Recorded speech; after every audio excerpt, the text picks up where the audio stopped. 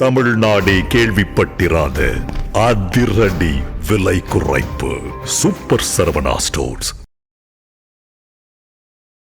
வணக்கம். இது தமிழ் குரலின் சிறப்பு நேர்காணலில் இன்றைக்கு நம்மோடு இணைந்திருக்கிறவர் ஃபர்ஸ்ட் லைன் மீடியாவின் முதன்மை ஆசிரியர் மூத்த பத்திரிகையாளர் ஐயா முனைவர் உமாபதி அவர்கள். சார் வணக்கம். சார் வணக்கம். அடுத்த கட்டமாக இங்கே தமிழ்நாட்டில் 9 10 நாள் டூர் போனதே தெரியலங்கிற நிலைமையில் இருக்கும்போது பாஜக 100 சீட்டு வரைக்கும் கேட்கலாங்கிற ஸ்பெகுலேஷன் அவர் ஒய்ஃபுக்கு மட்டும் தெரியுமா சொல்லிட்டு போயிருக்கான். தஞ்சாவூரில் இருக்கேன், இன்னைக்கு காலையில் மாயவரத்தில் இருக்கேன், சாயந்தரம் இதில் இருக்கேன், கடலூரில் இருக்கேன்னு சொல்லிட்டு. அதனால அவங்க வீட்டில் இருக்கவங்களுக்கு தெரியும், மித்தபடி யாருக்கும் தெரியாது நினைக்கிறேன். அந்த டூருக்கு எல்லாம் பார்த்தீங்கன்னா கூட ஹெச் ராஜாவும் ஃபோட்டோஸ். ஹெச் ராஜா வந்து இப்போ ட்ரைனிங் எடுத்துகிட்டு இருக்காரு. நம்ம காலத்து அரசியலில் நம்ம ஸ்கவுட்டு தேர்தல்லையே 40 ஓட்டில் வாங்க முடியாமல் ரொம்ப கேவலமான நிலைமையாச்சு. ஆனால் அந்த அண்ணாமலை வந்து இன்னைக்கு 7% ஏற்றி வச்சிருக்காப்புல. அடுத்து நயினார் இவர் ஜெயிச்சிருக்காரு. அப்போ வந்து நம்ம இதை வாட்ச் பண்ணணும், இவங்க என்ன பண்ணுறாங்கன்றதுக்காக கூட வர்றாரு.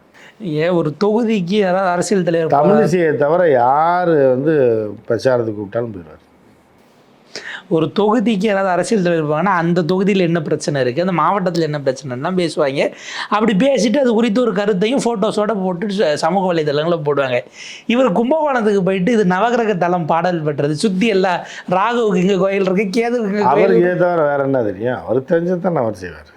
நயினார் அதை தான் போட்டுக்கிட்டு இருக்காருன்னா அப்புறம் ஓட்டு எப்படி போடுவாங்க? இல்லை, அதை பார்த்து ராகு கேதுக்கு ஓட்டு போடுங்கன்னு கேட்பாங்க. வேற என்ன அப்படி சுற்றி வளர்ச்சி எதாவது கேட்குறது தான். எடப்பாடி ராஜதந்திரமாக ஒரு வேலை பண்ணியிருக்காரான்னு ஒரு கேள்வி எழுது. நயினார் அவர் கட்சியை வழக்கே கூட்டணிக்காக பிரச்சாரம் போகும்போது அவரை வாழ்த்தி அவருக்கு ஆதரவை திரட்ட திண்டுக்கல் சீனிவாசனை அனுப்பியிருக்கிறாப்புல. இவரும் போய் அவர் ஸ்டைலில் பல விஷயத்தை பேசியிருக்கிறாரு. உத்தரப்பிரதேச முதல்வராக 3 முறை மோடிஜி இருந்து இந்த நாட்டையே பெருசாக்கியிருக்காரு. அவர் பெரிய அறிவாளி, அவர் தான் எடப்பாடியை கடைசியில் ஜெயிலில் வைக்க போகிறது அவர் தான் அப்படின்றது தெரிஞ்சு வச்சு அவரே சொல்கிறார், பிடிச்சி உள்ளே போடுங்க. உங்களை எது தடுக்குது? அவர் A1 அப்படின்னா நேரம் பிடிச்சி கைது பண்ணி உள்ளே போடணும், நாங்கள் வேணாண்டோமா அப்படின்னு கேட்குறாரு.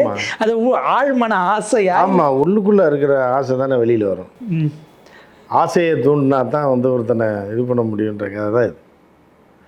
எடப்பாடி ஜெயிலுக்கு போய்ட்டு அடுத்து நம்ம வந்துடலாம் அப்படின்ற ஆசை அவருக்கும் இருக்குது.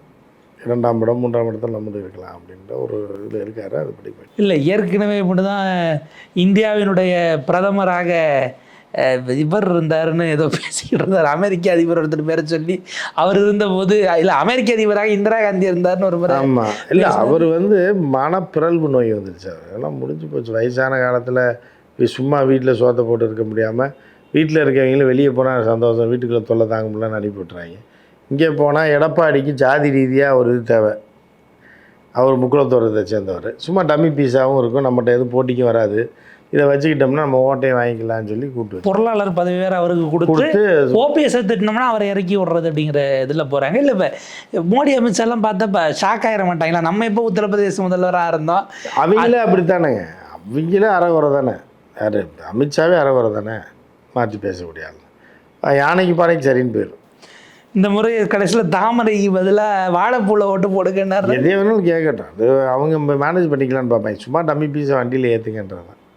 அப்படி ஏற்றி கொண்டு போய் இவங்களை வச்சு அப்படி ஓட்டை வாங்கி ஜெயிச்சு ஆட்சியை பிடிச்சி இவங்க தமிழ்நாட்டை நிர்மலா சீதாராமன் முதலமைச்சர் ஆக்கி பெரிய பிளான்லாம் போட்டிருக்காங்க. ஒரு நிறைய கேள்வி சார். அன்புமணி அவர்கள் இப்போ இன்னைக்கும் திரும்ப வந்திருக்கார் பைஜெயந்த் பாண்டா. அவரை போய் பல தலைவர்களை ஒரு சீட்டு வாங்கக்கூடிய கட்சிகளாக இருக்கக்கூடிய வளர் கட்சிகள் அவங்கெல்லாம் போய் சந்தித்து அவருக்கு துண்டை போட்டுட்டு கூட்டணி பேச்சுவார்த்தை சீட்டுகள் குறித்து பேசினார்கள்னு எல்லாம் ரிலீஸ் பண்ணிக்கிட்டு இருக்காங்க. அதிமுக தானே வந்து எவ்வளோ சீட்டுங்கிறத பேசணும், எல்லாரும் போய் அவரை பார்க்குறாங்க. அதான் அவங்க வாங்குற 100க்கு அந்த கணக்குக்கு அவரை போய் பார்க்குறாங்க. அவருக்கு 100 கொடுத்துருவாங்க.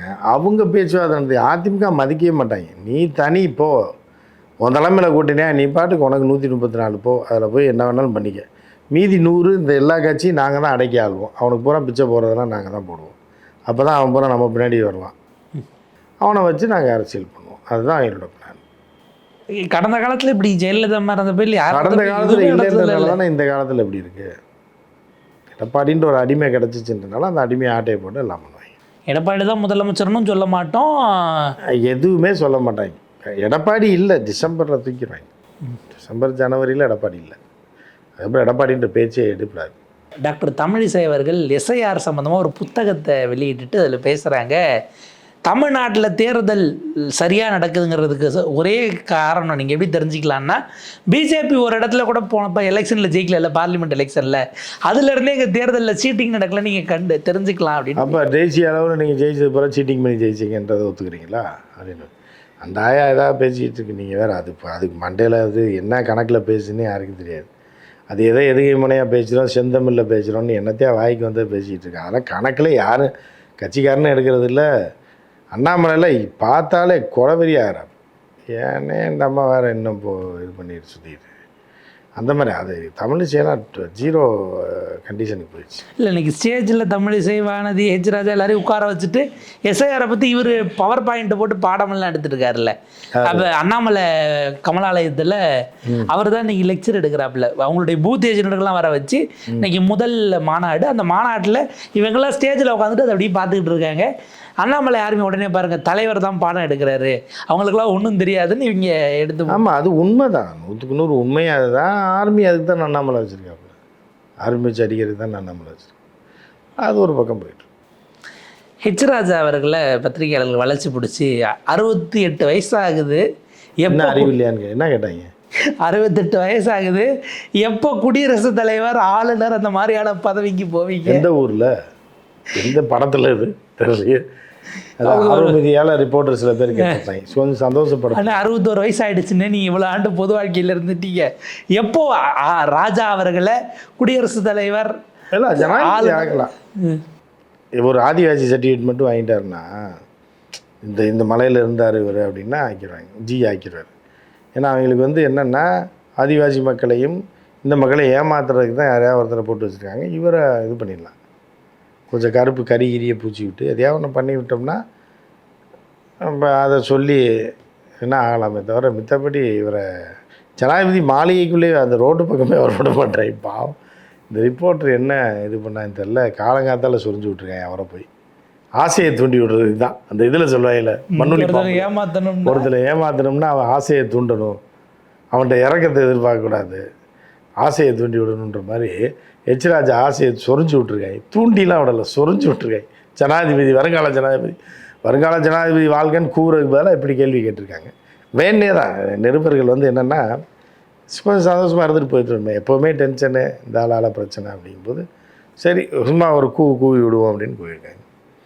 அப்புறம் அவரும் எதிர்பார்த்துருக்காரு, கவர்னர் நிறையா எதிர்பார்க்குறாரு. ஆனால் சிக்கிம் நாகாலாந்தில் அந்த சோறு ஒத்துக்கிறாரு. அவங்க பாம்பு கறி, அது இது சூப்பு, தவளை சூப்பு, இதெல்லாம் நாய்க்கறிலாம் நாய்க்கறியில் நாகாலாந்தில் சாப்பிட்றாங்க. அந்த மாதிரி இடத்துல போட்டு விட்டாங்கன்னா ரொம்ப பிரச்சனை.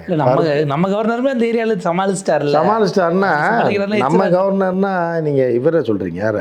ஆர்.என். ரவி அவர்கள். ஆர்.என். ரவி எங்கே வேணாலும் இருப்பார். பாம்பு கிடைச்சா பாம்பு, குரங்கு கிடைச்சா, அவரோட ஸ்டைல் வேறு. அவர் வந்து மிலிட்ரியில் இருந்தவர், இதில் இருந்தவர், சிபிஐயில் ராவில் இருந்தவர். அது ப்ராக்டிஸே கொடுப்பாங்க. பன்னி, ரத்தம், பாம்பு இதெல்லாம் சாப்பிட சொல்லி கொடுப்பாங்க. ஏன்னா எதிரிகிட்ட போய் மாட்டி அவங்க அந்த உணவு தான் கொடுக்குறாங்கன்னா அவங்களோட சேர்ந்து மிங்கில் ஆகணும்ல. ஒரு சர்வதேச கதை சொன்னாங்களே, பங்களாதேஷில் ஒருத்தர் செத்துட்டான், அவன் சிஐஏ மோடிஜிக்கு குறி வச்சான். அவன் எங்கேயோ கிடக்கான், அவன் எங்கேயோ பங்களாதேஷில் பனியன் வாங்க வந்திருக்கான் ஹோல்சேலாக. அவனை போய் சிஏஏ வந்திருக்கான் பிஸ்னஸ் மேன்னு சொல்லி ரொம்ப ஜிஏ கொள்ள வந்துட்டான்றாங்க. அதனால் அந்த பயிற்சி முறையே வேறு அப்படிங்கிறது வேறு மாதிரி இருக்கும். அந்த மாதிரி ஹெச் ராஜாலாம் வந்து எல்லாம் பாம்பு சூப்பு இதெல்லாம் குடித்தாதான் இது பண்ண முடியும். அதனால தான் அவர் மிலிட்ரிக்கு அந்த காலத்தில் போகல, ஆர்எஸ்எஸில் சேர்ந்துட்டார். ஏன்னா அதில் வந்து நீங்கள் சாம்பார் சாப்பிட்டுக்கலாம், ரசம் எல்லாம் சாப்பிட்டுக்கலாம், ஆனால் ஒரு போராளியாகவும் இருக்கலாம். மிலிட்ரியில் சேர்ந்தீங்கன்னா கம்பை ஒன்று வச்சுட்டு இங்கே சுற்றிக்கலாம், துப்பாக்கி வச்சுருக்கோம். ஒன்று நம்ம சுட்டுறது குறித்த வச்சுன்னா அவன் சுட்டு நம்மளை காலி பண்ணிடுவான். அதனால தான் அங்கேயும் போகல அவர். இப்போ கவர்னராக போகிறாருன்னா நீங்கள் ஆர்.என். ரவி வந்து எல்லாத்துலேயும் இருந்ததுனால அந்த RAWவில் ராவில் ரிசர்ச் அண்ட் அனாலிசிஸ்லாம் பல கறிகளை கொடுப்பாங்க, சூப்புகளை கொடுப்பாங்க, நீங்கள் சாப்பிட்டு தான் ஆகணும். அப்போ தான் வந்து எதிரி நாட்டில் நீங்கள் சிக்கிட்டீங்க, அவங்க அதை கொடுக்குறாங்கன்றப்ப நீங்கள் சாப்பிட்லன்னா கண்டுபிடிச்சிடும் ஆர்.என். ரவி பீகார்காரன். அப்படிலாம் கிடையாது. பீகார்காரா இல்லைன்னு என்ன கோதுமை உருண்டையை காமிச்சாலே கண்டுபிடிச்சிடலாம். கப்புன்னு கை வச்சாங்கன்னா ரைட்டு அப்படின்ற மாதிரி. அது மாதிரி ஆர்.என். ரவியை கண்டுபிடிச்சிடுவாங்க. கோதுமையை உருட்டினாலே வந்து அது இது கரெக்டாக இந்த ஸ்டேட்டு தான் கண்டுபிடிச்சிடுவாங்க. அந்த மாதிரி தான் ரவி வேற, அவர் வேற. இப்போ ஹெச் ராஜா கிராமமாக இப்போ போகிறாராம். அவர் வந்து ஆர்எஸ்எஸ் அவர் என்ன ஏதோ ஆர்லாண்டோ சிட்டிலேயும் இது நியூயார்க் சிட்டிலேயும் வந்து காலையில் வந்து கிராமத்துக்கு போகிற மாதிரி சொல்கிறீங்க. அவர் இருக்கிறதே கிராமம் தானே, இருக்கிறதே கருங்கிராமத்தில் மாடு மேய்ச்சிட்டு தான் இருக்கார். இதில் என்ன இதுக்கு மேலே எங்கே கிராமத்துக்கு போகிறாரு அவர்? வீடு வீடாக போய் வீடு வீடாக போகிறது பிச்சைக்காரன் தான் வீடு வீடாக போவாங்க. இப்போ தான் ராபிச்சக்காரையெல்லாம் ஒழிஞ்சிட்டாங்க, அவங்களையுமே ஒழிச்சாச்சு ஃப்ரிட்ஜோட சேர்த்து. அவங்கள அந்த தொழில் பார்த்தவங்களையும் முடிச்சு விட்டாங்க. பழைய இடத்துல கவுண்டமணி காமெடியில் வர ராபிச்சையோட முடிஞ்சு போச்சு. வேறு யாரும் வர்றது அதுவும் டிவியில் பார்த்தாதாங்கிற மாதிரி. இப்போ இவர் வீடு வீடாக போய் ஆர்எஸ்எஸ்னுடைய நூற்றாண்டுக்கு வாங்கன்னு எல்லாருக்கும் பத்திரிக்கைலாம் வச்சுக்கிட்டு இருக்காப்புல. அப்படின்னா என்னன்னு கேட்பாங்க அவங்க கிராமத்தில். ஐயா வாங்க, உங்களை பார்த்ததுல சந்தோஷம்னு கூப்பிடுறாங்க. ஒரு ஆள் சொன்னார்ல, வாங்க வாங்க எல்லாம் சோறு கூட சாப்பிட்டு போங்க, ஆனால் ஓட்டு கேட்டு வந்துடாதீங்கன்னு சொல்லி சொன்னாங்க. அதே தான், வாங்க வாங்க ஹெச் ராஜா சார், வாங்க சார், டிவியில் உங்களை பார்த்துருக்கோம், யூடியூப்பில் பார்த்துருக்கோம், ஃபேஸ்புக்கில் பார்த்துருக்கோம், ட்விட்டரில் பார்த்துருக்கோம் அப்படின்றாங்க. இப்போ ஓட்டு நாங்கள் அதிலே போட்டுருவோன்றாங்க. அதெல்லாம் போட்டோமே, ட்விட்டர்லேயே உங்களுக்கு ஓட்டு போட்டோமே அப்படின்றாங்க. அந்த மாதிரி தான் இருக்குது. இல்லை இப்போ ஆர்எஸ்எஸ் ரொம்ப பெருசாக நூற்றாண்டு தமிழ்நாட்டில் கொண்டாடுறதுக்கு திட்டமெல்லாம் வச்சுருக்காங்களா? நடந்துட்டு தானே இருக்குது, நடந்துட்டு தான் இருக்குது. ராஜானா தெருவாலையை விட்டுருக்காங்க, போதே தெரியல உங்களுக்கு வீடு வீடாக நல்லா போட்டிருக்காங்க. பார்ப்போம் சார், இது எப்படி போகுது. தமிழ்நாடு அரசியல் 2026 தேர்தலில் ரொம்ப சீக்கிரமாகவே தொடங்கிட்டாங்க. எல்லாரும் அதுக்கான பயணங்களில் இருக்கிறாங்க. அதனுடைய அடுத்தடுத்து எப்படி போகுதுங்கிறத பொறுத்திருந்து பார்ப்போம். உங்கள் நேரத்துக்கு பொறுத்தவரைக்கும் மிக நன்றி சார்.